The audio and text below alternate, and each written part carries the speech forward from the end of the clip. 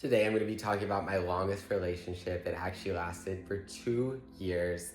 We matched on Tinder like the first week that this guy moved to LA. He was gorgeous. Hadn't been corrupted by all the nonsense in LA yet. And I was so obsessed with him. I remember the first day we met, we went to Malibu. We had like the best little drive, and he had like just moved here, so we hadn't seen much in LA yet. And I was just loving like showing him the city and just doing like cute little dates. And it was amazing because he didn't really have many friends out here yet. So he had every single day pretty much to hang out with me, and we would just spend the night and cuddle and watch cute movies and try new restaurants and talking about our hopes and dreams and manifesting them and kind of building each other up in the best way. I actually tried my first edible with him. He was big into all that, and it's so not for me. And he would like pressure me to like drink and get high, and I just can't, none of that. I tried the edible. I think I ended up doing it twice. Both times I absolutely hated it. I was anxious. I wanted it to be over. I tried like sleeping it off, laying down. I tried splashing water in my face. I tried getting in the shower. I tried eating. Of course, nothing helps, and you just have to wait till it passes you by. It was the craziest feeling. So that was frustrating.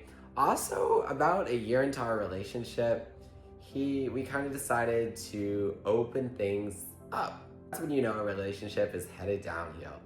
I could go both ways with it. Like, in theory, like, you're gonna find the love of your life and you're never gonna want anyone else. But at the same time, like, maybe after a year or two, you wanna spice things up, and if you love your partner enough, you'll still come back to them at the end of the day. I'm just really big about communication. We gotta tell the other, like, what we want, what we're thinking. Like, if you're gonna do something, like, tell me beforehand what you're gonna do with them when you come home. Tell me what you did with them. I just need to know for my mental health. I just need to know, like, in terms of STDs, I gotta know everything that's going on, right? So when I met this guy, he had like kind of been around the block a little, and he had something that he was getting rid of. He got rid of it, and I never got it. I got tested a bazillion times. I was so paranoid. I was never really into going all the way with this man because just knowing like what had happened back there, it's just didn't really do it for me. So there was that. So that's why like we never really had like the craziest life in the bedroom. I had like amazing memories, and I mean there were like things that we like really didn't get along with. Like our politics were complete opposite. I just remember he thought like billionaires shouldn't exist. He wanted me to be really successful, but also like don't get too successful. That's not gonna be cool. But I would want you to pay for everything. Like, he was very bipolar. I remember one time I'd be just driving and I would like say one wrong thing and he would just jump out of the car. We'd be like at a red light and he'd open the door. He'd say, "I'm leaving, I'm getting out." And I'd be like, "No, you're not, get back in here." Like, I don't play those games, come on. My other ex, he would like push me out in the hall. I'd like get out of the shower, and then I had this like taser or something. He would like grab it and he would like put it in my face and he'd threaten me, and he like chased me out into the hallway. We just had cute little memories. I only met his side chick like a couple times. I remember we all went to the Wii Spa, and it was him, his man, my man, and me, the four of us, all there in the flesh at the Wii Spa. Now, I never did anything with the other couple, ever. But I did have to see them that day. And it was not by choice, like of all things for us to do. And then I remember one time we went to side chick's man's place, and I just remember like they would tell me that they used to, like, I was trying to get along with them, but it was just really awkward. And he would tell me that the side chick and him would fool around, and the side chick's boyfriend would like hide in the closet. So he was a watcher, and he was kind of a sugar daddy, and he would just pay for things for both of them, and it was all just the worst, the absolute worst. But at that point, like, I kind of moved on, but I enjoyed the nightly cuddles. I was just there for my cuddles, okay? Like, go on a cute date with me once a month and give me some cuddles. Like, I don't know if I was even still in love at that point. It just kind of was what it was. And then we were like splitting the rent here the first 8 months or so, and then something clicked and he's just like, "I'm gonna quit my job." And he quits his job, and I end up paying the full rent, which I was paying it before he moved in, so it wasn't a big deal. But it just kind of got to me. It's like, wow, okay. Because I was already like doing him a favor and I was still paying all the utilities. All he had to do was split the cheap rent on this place. He paid me like $900 a month. It wasn't a big deal at the time. And when he quit his job, like he was just slumming it all day. And he didn't have like that much in savings, but he was just like determined to find a job that he was really passionate about. And then that didn't happen, and he started like driving for Uber, and I think he just got really depressed. But of course, he didn't do that until after he moved out of my place, and like he got this like really fancy one bedroom that cost more than what I was paying while he was unemployed. And he's just like, I want my own space, which I get it because his like original roommate situation when we met up, like it wasn't working out at all. Like they ended on a bad note. So I get that part. But it was really sad. And then I just remember after he moved out, like came to visit him one time, or we kind of hung out like a few times, but it was still really awkward. It's like, okay, like we used to always like, one of us would pay, and now that we're just friends, it's like, okay, we like each pay for ourselves. Like it's kind of sad. It's like, oh, like everything's just different. And I sure don't want to hear about like his new men, who he's replacing me with.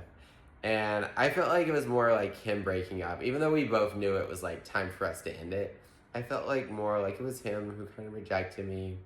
And I just remember like towards the end, like he was still living here, not paying rent. And I still wanted to like do what we used to do. I wanted to cuddle and stuff. Like, and he didn't really want it anymore. Like we still like would kind of like a little something each night. It wasn't like he was sleeping on the couch, but it was definitely wasn't the same. And he would like say no a lot of the time. And then towards the very end, I would put his stuff like right by the front door, like every single day. I'd just beg him, please move out. Please, I'm begging. I can't do this. I can't. My life was just living hell at that point. We were just arguing constantly. And I just woke up feeling used every single day. It was just like waking up in a bad dream. I remember there were just so many things that we just didn't click with. Like we couldn't get to a restaurant like an hour before they closed, like even for a to-go order, because that was rude. Literally. Like he had so many rules. I'm like, if they're open and they're still serving and they aren't closed yet, and I'm ordering something and I'm getting it to go, I'm gonna go. If I'm 3 minutes there before they close, like if they want the business, or they wouldn't like take my order.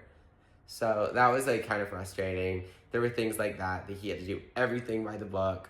I remember when it came to COVID, like he stayed at home the exact number of days. He called off work. He did like everything was like so politically correct. He wouldn't say certain words. He would like put down my diet, because I've like always been like a bodybuilder. I've been really a bodybuilder. I've been, just really, I've had nice abs, whatever. I like always ate very clean. I don't like to do many carbs. I don't like to use certain types of bread. I'm just really particular about what I put in my body. And I'm also pescatarian. I didn't really have any respect for all that.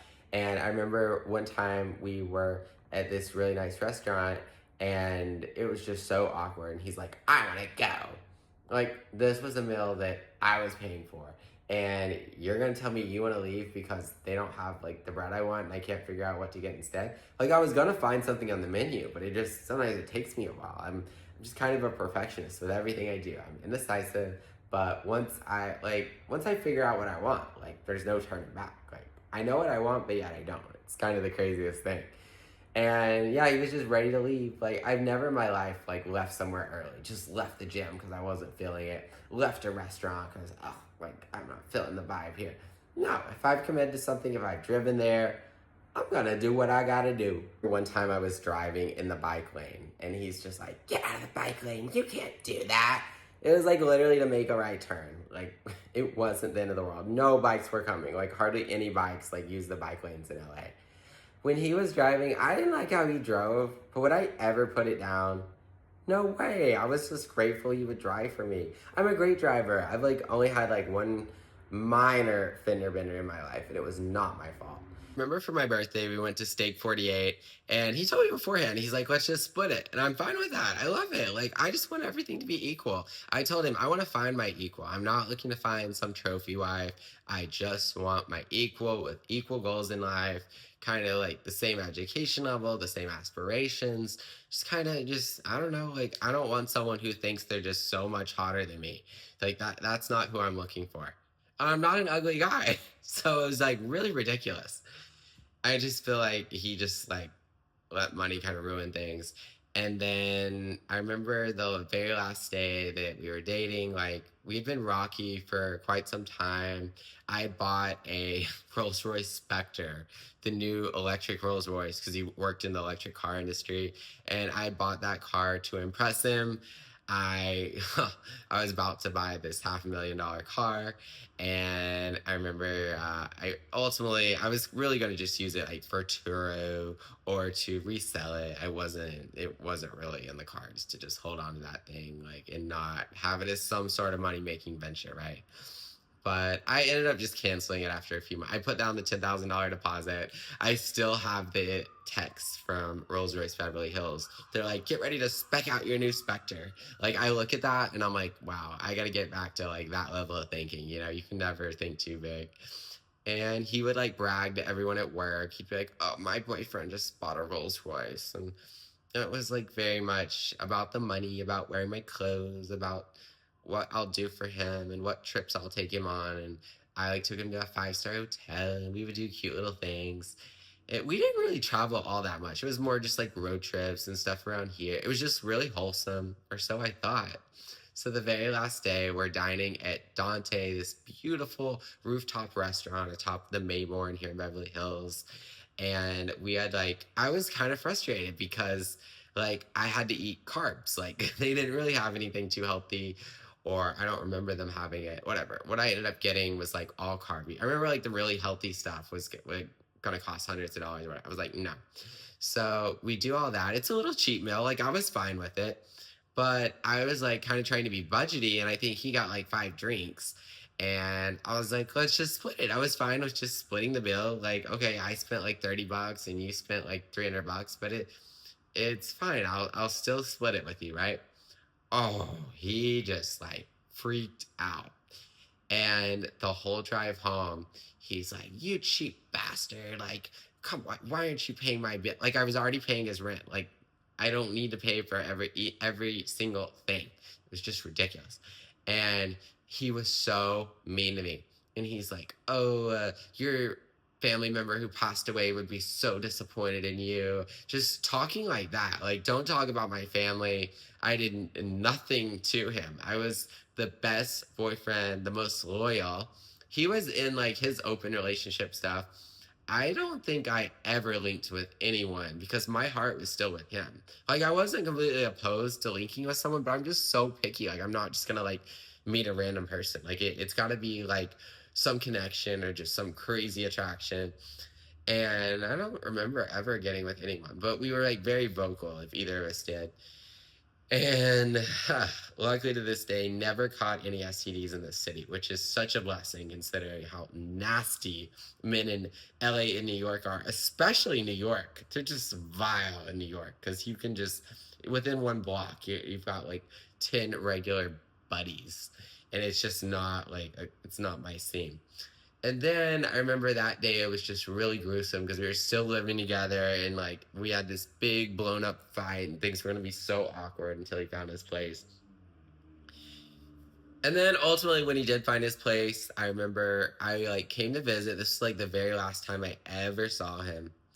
And for some reason we were hanging out with his old roommate and the three of us all went out. And I remember coming back to his place and we're like, what, let's watch a Christmas movie.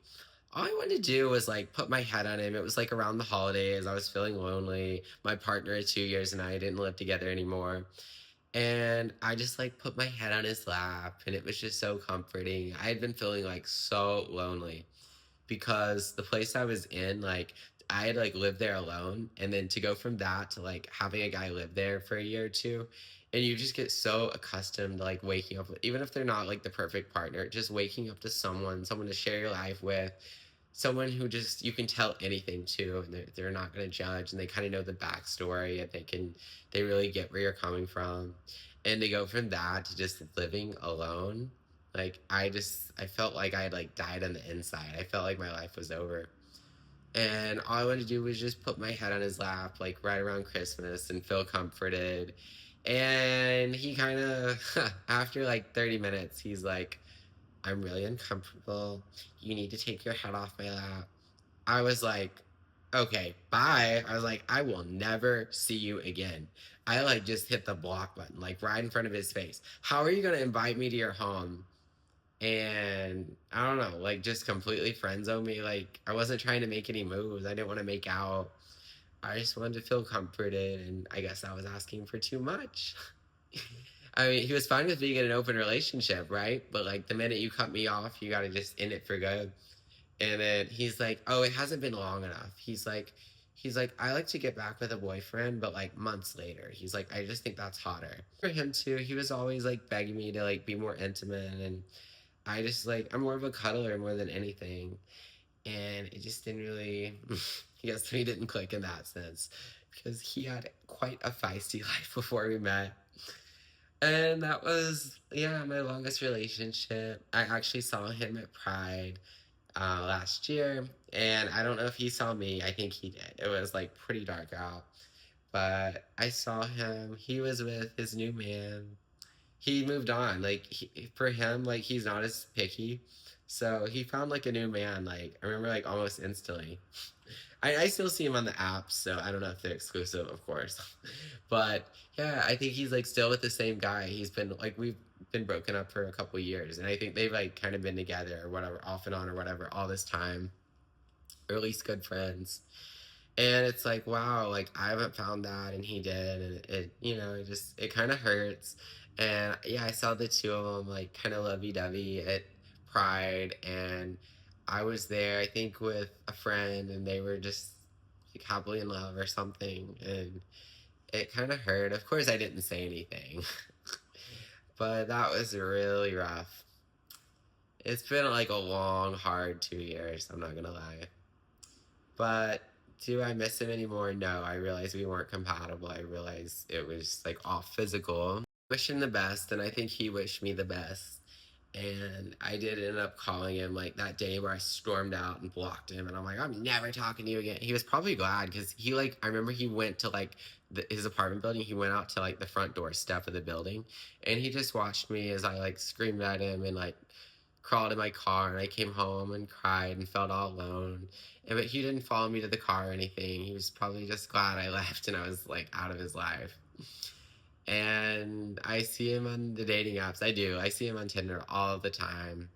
And one time I even checked on his LinkedIn, his Instagram, just, an occasional checkup just to see how he's doing.